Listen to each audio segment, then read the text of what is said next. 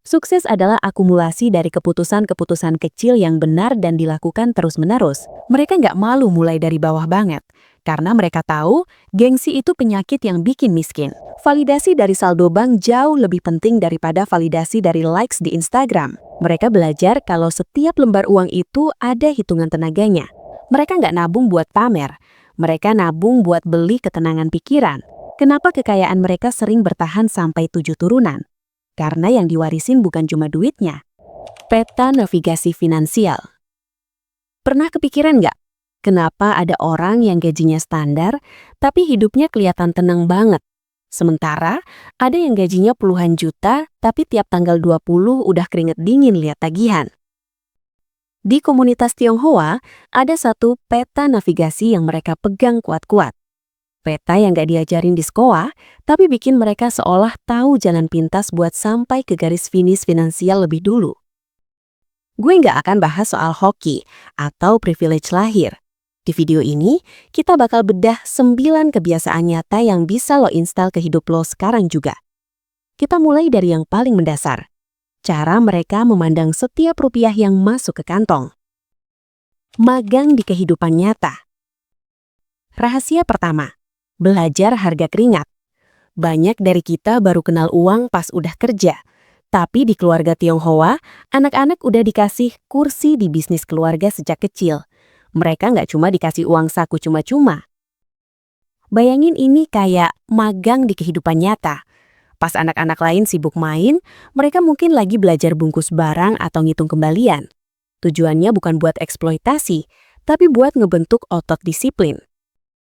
Mereka belajar kalau setiap lembar uang itu ada hitungan tenaganya. Jadi, pas mereka udah gede dan punya uang sendiri, mereka nggak bakal gampang buang-buang duit buat hal nggak berguna. Kenapa? Karena mereka tahu persis berapa jam kerja yang harus ditukar buat barang itu. Cadangan oksigen. Rahasia kedua, rasio 70-30. Lo mungkin sering dengar saran nabung 10 atau 20%. Tapi bagi banyak orang Tionghoa yang lagi ngerintis, angka itu nggak cukup. Mereka bisa nyimpen sampai 70% dari pendapatan mereka. Gila? Mungkin, tapi ada alasannya. Gue nyebut ini sebagai cadangan oksigen. Mereka nggak habisin semua napas buat lari atau foya-foya. Mereka simpan oksigen itu sebanyak mungkin. Tujuannya, biar pas dunia lagi sesak karena krisis ekonomi atau PHK, mereka adalah orang-orang yang paling tenang. Karena cadangan oksigennya masih melimpah buat bertahan bertahun-tahun. Mereka nggak nabung buat pamer, mereka nabung buat beli ketenangan pikiran. Akar yang lebih besar dari batang. Rahasia ketiga, ghost wealth. Pernah lihat orang yang tampilannya biasa banget, pakai sandal jepit ke bank, tapi ternyata dia yang punya ruko seberang jalan. Itulah ghost wealth. Ini tuh mirip banget sama pohon yang akarnya lebih besar dari batangnya. Kebanyakan kita sibuk nanam pohon yang daunnya lebar dan warna-warni biar dipuji orang, alias pamer gaya hidup. Tapi akarnya pendek. Sekali kena angin kencang, langsung tumbang. Orang Tionghoa fokus nanam akar yang dalam ke tanah. Akar ini adalah aset, tabungan, dan investasi. Nggak kelihatan dari luar, tapi bikin mereka nggak bakal goyah meski badai ekonomi datang.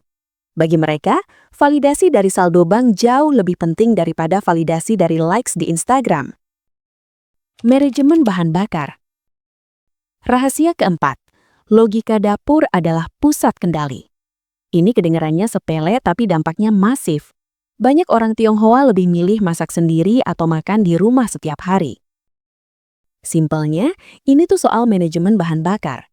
Kalau lo mau jalan jauh, lo nggak akan beli bensin di tempat yang harganya 2 kali lipat cuma karena tempatnya bagus, kan? Makan di luar itu seringkali bukan bayar makanannya, tapi bayar gengsi dan kenyamanan tempatnya. Dengan masak sendiri, mereka memegang kendali penuh atas pengeluaran terkecil. Ingat bro, kalau hal kecil kayak urusan perut aja lo nggak bisa kontrol, jangan mimpi lo bisa kontrol investasi miliaran di masa depan. Membuka gerbang sebelum fajar. Rahasia kelima, etos mencuri start.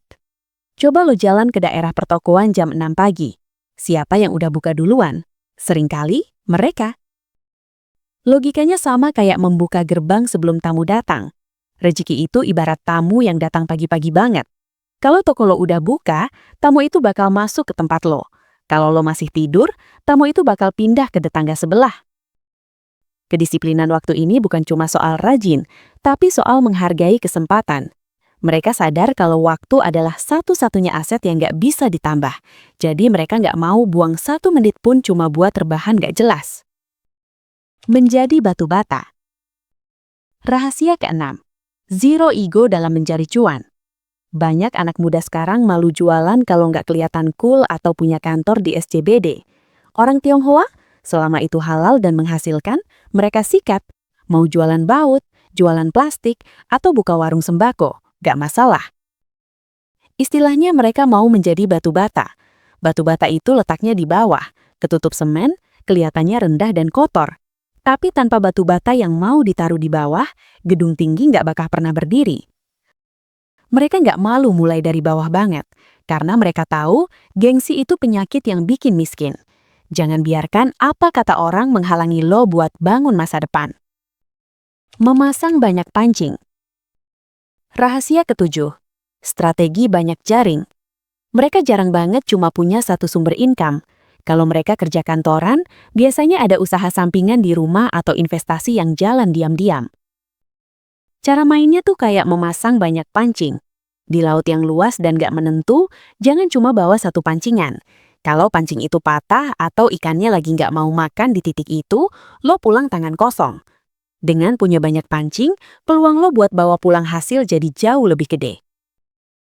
Diversifikasi itu bukan gaya-gayaan, tapi asuransi terbaik supaya hidup lo nggak crash saat satu sumber pendapatan mendadak macet.